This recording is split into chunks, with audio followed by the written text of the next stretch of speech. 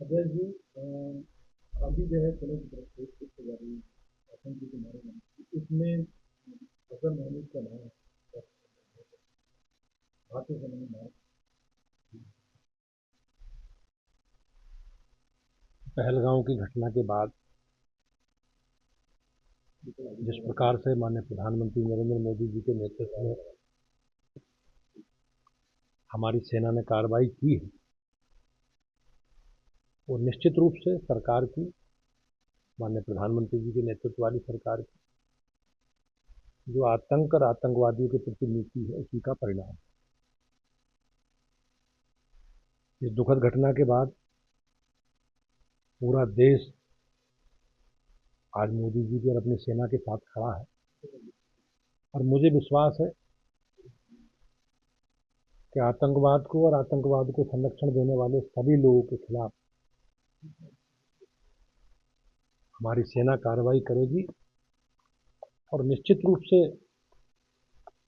जो अब तक हमारी सरकार की, माननीय प्रधानमंत्री जी का संकल्प है आतंकवाद को लेकर, उसे निश्चित रूप से पूरा करेगी।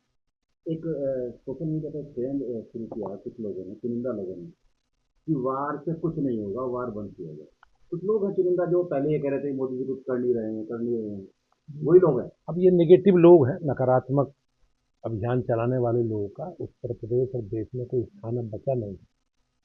और हम सबको अपनी सुरक्षा के लिए हमारा अधिकार है, और हमारी सरकार ने जो एक दुखद घटना हुई है पहलगाम में, हमारे निर्दोष नागरिकों को निहत्थे उनका पहचान पूछकर जिस प्रकार से उनकी नृशंस हत्या की है, तो निश्चित रूप से हमारी सरकार का, माननीय प्रधानमंत्री जी का जो संकल्प है, उस संकल्प के साथ निश्चित रूप से हम आगे बढ़े।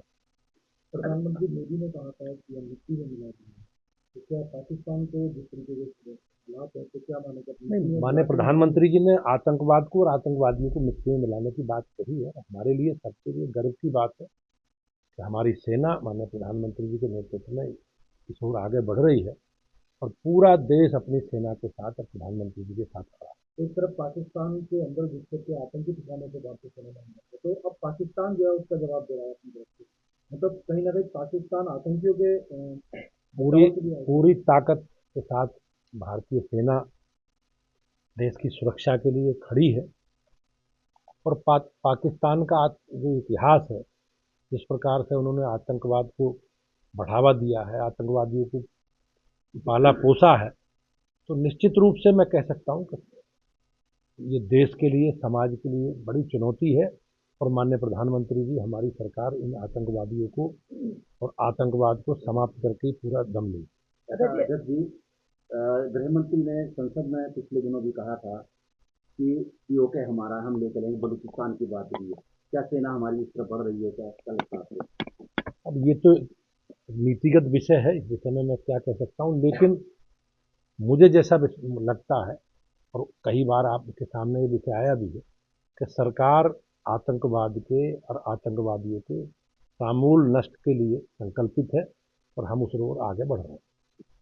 अच्छा जी, जैसे कि ऑपरेशन सिंदूर के तहत भारतीय सेना ने जो अटैक किया था वो सिर्फ आतंकी जो थे, आतंकी ठिकाने वो, हम सिर्फ पाकिस्तान की तरफ से हमारी जो अटैक हो सरकार रहा है वो क्यों किया? हमारी सरकार एक संवेदनशील सरकार है, और हमारी लड़ाई पाकिस्तानियों से नहीं है।